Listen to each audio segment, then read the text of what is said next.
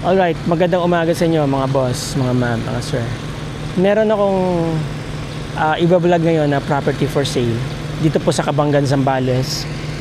Beachfront, beach lot, may bahay, may CR, gated. Dito ako nagsimula mag-vlog ng mga property na binibenta, ano po.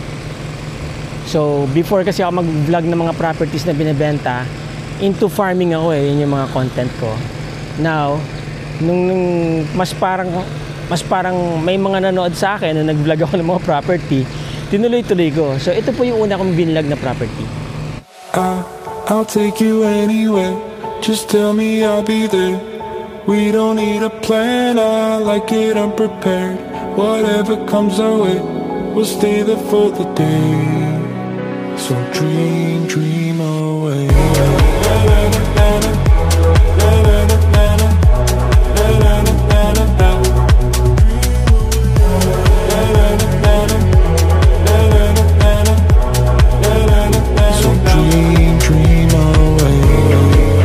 My vision, I want colors to find, turned up from black and white.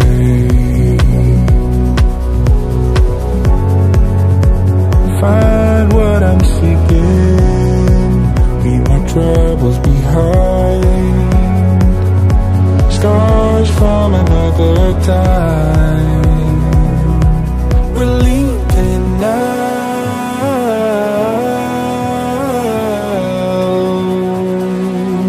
into the clouds.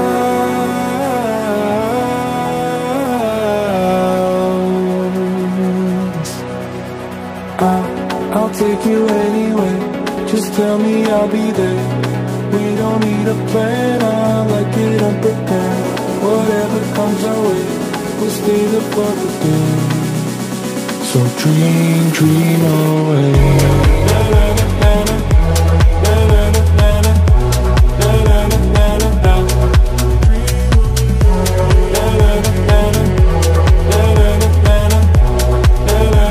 So dream away. I'll take you anywhere. Just tell me I'll be there. Whatever comes our way, we'll stay there for the day. So dream away.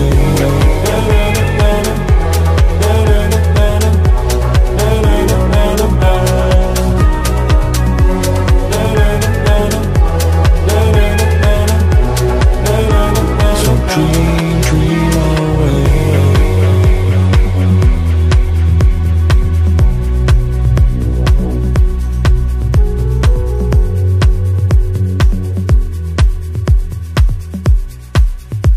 So dream away. So ayan yung property, di ba? Yung picturesque. Maganda kasi yan eh. Maganda yung bahay na yan. Anyway, simula tayo dito sa labas. Ito, road right of way. About 2 meters to. Papunta doon sa beachfront. And then, ito po yung property. Mahaba. Ang frontage siguro nito mga 10 meters or ganun, mga 10 or 8 meters. 1, 2, 3, 4, 5, 6, 7. Mga 8 meters lang siguro frontage nito. 8 to 10 meters. Alright? Gated. Ano po? Yan. Ang bakod about 5 feet. Okay, merong ano dito, ano to eh, yung kung saan ano yung pump room. That's right, pump room to. Tignan natin. Yon, ayan o. Merong ano dito, andito yung kanilang bomba sa tubig. May tubig siguro to. O meron, may laman po, no? Tinanggal lang nila yung makina para hindi siguro mawala. Tapos yan, malaking pressurized tank, about 50 liters siguro yan or more, no? Maganda, naka-enclose na dahil hindi kakalawangin basta-basta. Meron na siyang bahay. At malayo siya doon sa dagat. Nandito po siya sa tabi ng kalsada, which is, ano ba to? Tabi ng kalsada, which is malapit dyan sa ilog. So, maganda yung source ng tubig dito. Mas matabang. No? Kasi kapag lumalapit doon sa dagat yung source ng tubig, medyo umaalat eh. Kung mapapansin nyo, magkaiba yung bakod dito sa kanan at saka dito sa kaliwa. Palagay ko ito lang yung pinagawa ng unang may-ari nito. By the way, naibenta na po itong property na to, no? Ngayon, binibenta po uli nung nakabili. Namumunga na rin yung mulberry nila dito. Ganda. Daming bunga, oh. No? Alright, now here may mga nakatanim na pine trees. Pagka naglakihan yan, magandang maglagay ng mga hamak dyan. No? Magandang area to kasi malilim po ang pine tree. I wouldn't recommend saging. Hindi po magsusurvive ng magandang saging dito. Kasi nga, unless of course na tuloy-tuloy ang pagdidilig, no? Tapos dito, outside shower, merong toilet and bathroom. Nakakapis, no? Ito po kasing materyales ng bahay na to, by the way. Kinuha po yan sa Laguna, dinisassemble, and then inassemble po dito. Para ma-preserve yung kanyang, you know, ancestral beauty. Tama ba ako? Okay. Anyway, ito yung pinto. Barn door, no? Sliding. Yan. Shower area. Okay. Tapos ito, toilet and lavatory.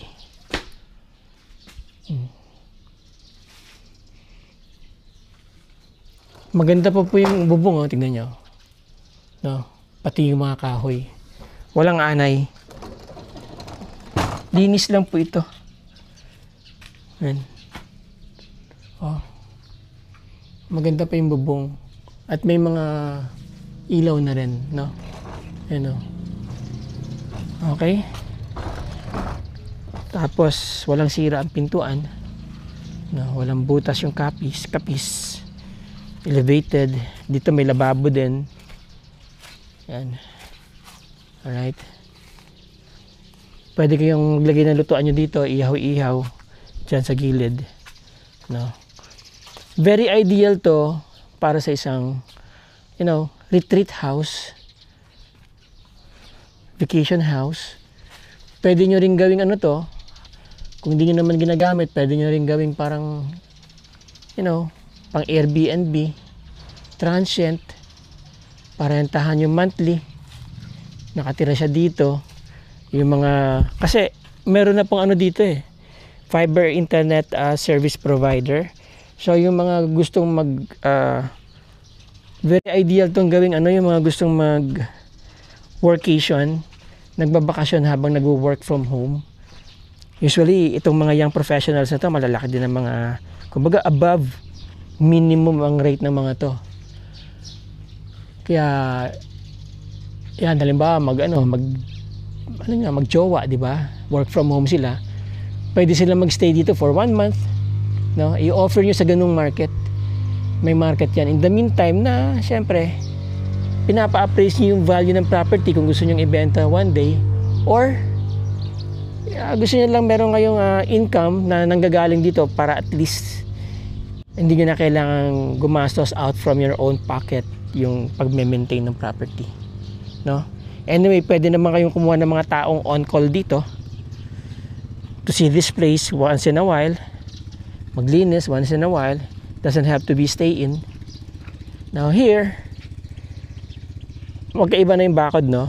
Maganda na. Actually, it adds beauty to the place. Itong batong bakod na yan.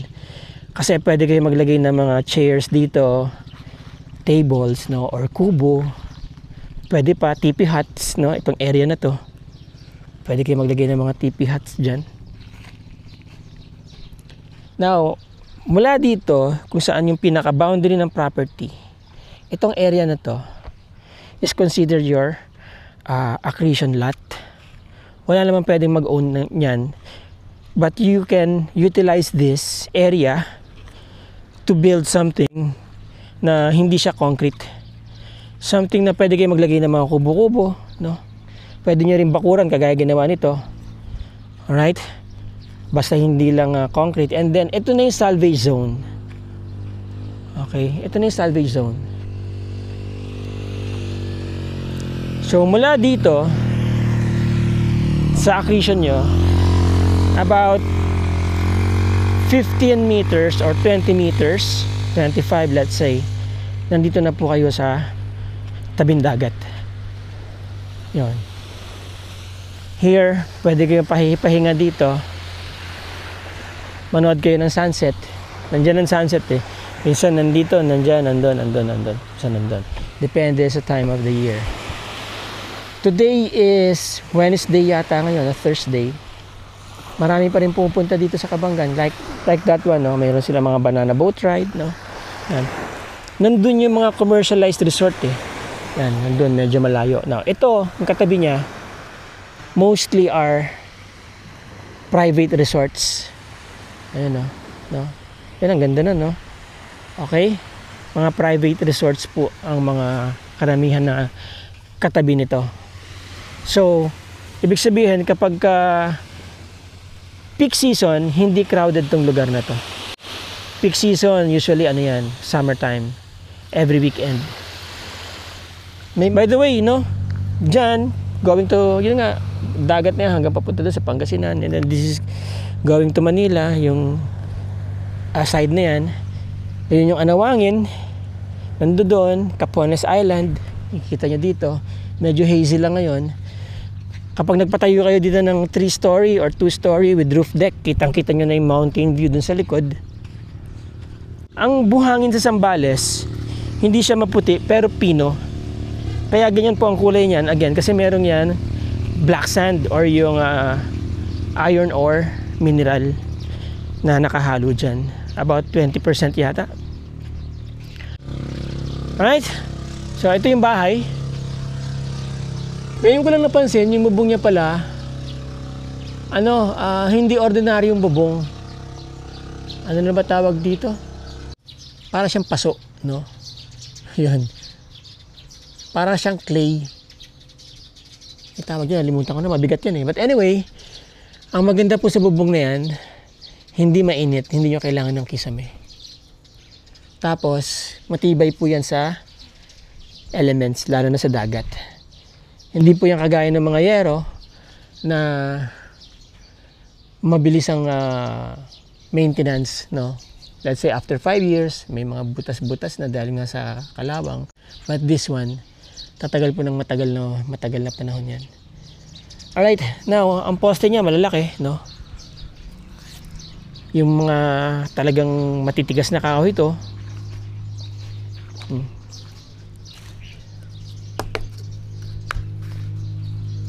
Nung ginawa siguro to, hindi nila ginamitan ng pako, may mga sulbong eh. Oh. Diyan nila ipinasok yung mga kahoy. Tapos nag-lock na dyan. Yan. Sa ilalim ng bahay, oh. Talagang matagal na tong bahay, no? Hindi naman nauga eh, oh. Matibay. Nakikita nyo lang pong ganyan-ganyan yan, ano? Pero matigas na kahoy yan. Matibay po yan. Tsaka hindi po siya inaanay, no? Usually dito sa tabing dagat, dito sa Pelmida, mabilis ang anay dito. Pero this one, walang anay. Re-repair nyo lang itong mga bricks na yan. Madali lang naman yan. Tapos, siguro maganda palagay nyo na ng solignum. Diba? Ayan. Well preserved po yung mga kahoy, oh. Walang bakas ng anay, no? Or ng deterioration. Dito may mga ilaw na saksakan dun.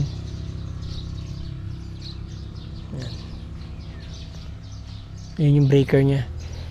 So yung kuryente pinadaan nila sa ilalim, no? Nakatap dun siguro dun sa kontador. Maganda yung pagkakalapat ng sahig, oh. dikit-dikit, no? Wala kang mabubusokan sa taas. Maganda yung pagkakaslant niya, no? Hindi tinipid sa angle. Yung may mga ibang hagdan kasi parang antarik eh. Okay, yun. Boom. Yan. Ano lang lalagay nyo dito mga boss? Oil tint para mas maganda. Para mas magmukha siyang antique. So that's the right word. Antique house. Di ba?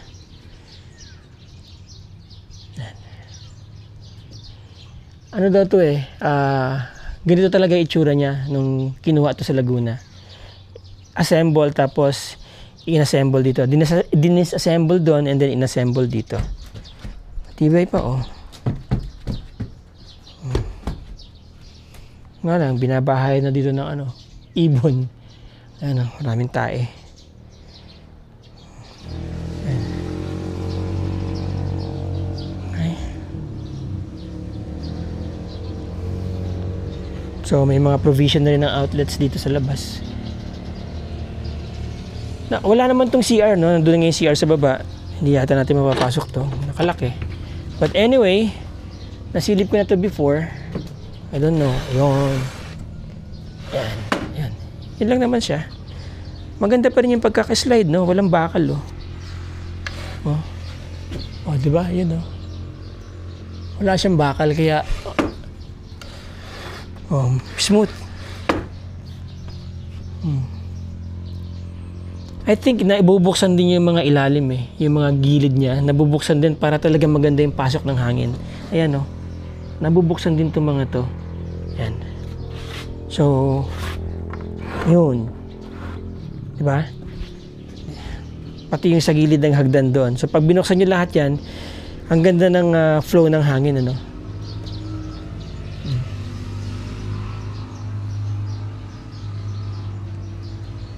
Maganda yung lugar mga boss. Maganda tong bahay, no? Ayan. Very ideal nga to sa mga nagwo-workation, no? Magshota, let's say, or kaya soloista. You know, stay ng 1 month dito, work and vacation, di ba? Okay. Go. Ganda. Sara na natin.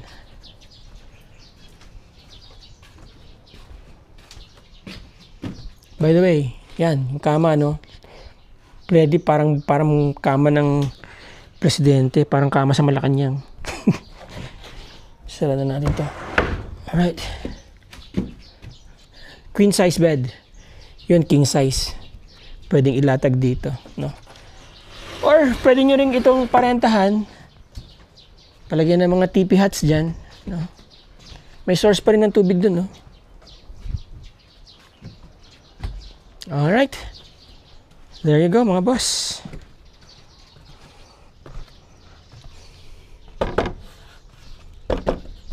Ayan, nabubuksan niya mga yan. May mga ilaw na rin dito sa gilid. Ayan o. Okay. Matibay ang railings, no? Walang alog, wala naman pong alog. Okay. Although may mga ganyan, mga chip, madali lang naman po ayusin yan. Okay. Ito yung sa gilid niya. Tignan natin. Ayan.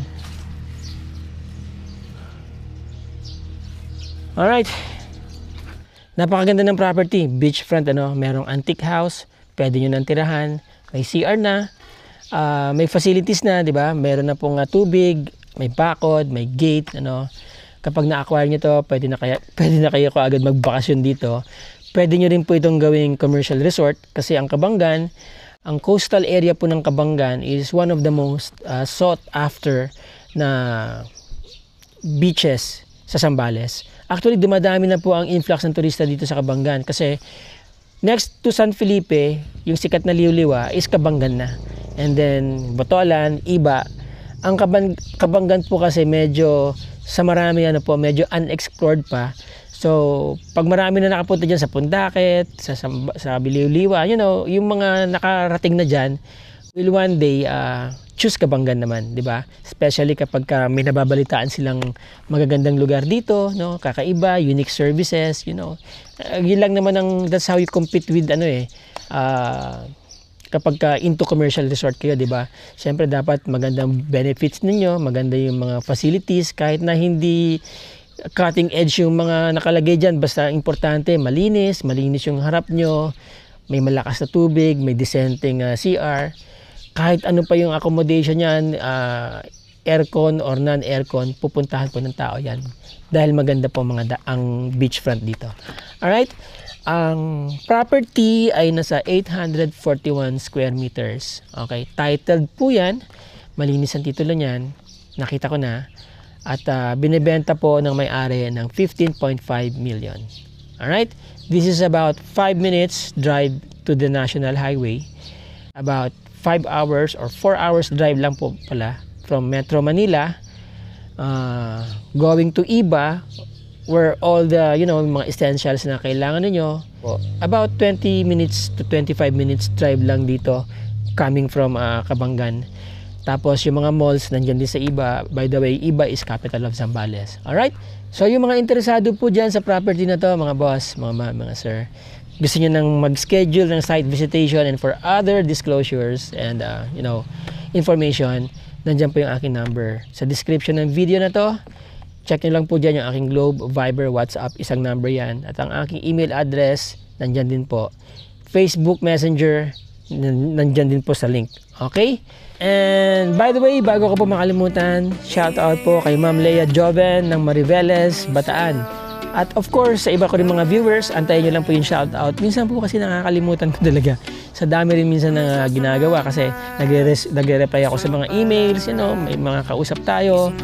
At yun, schedule ng mga visitation sila, po.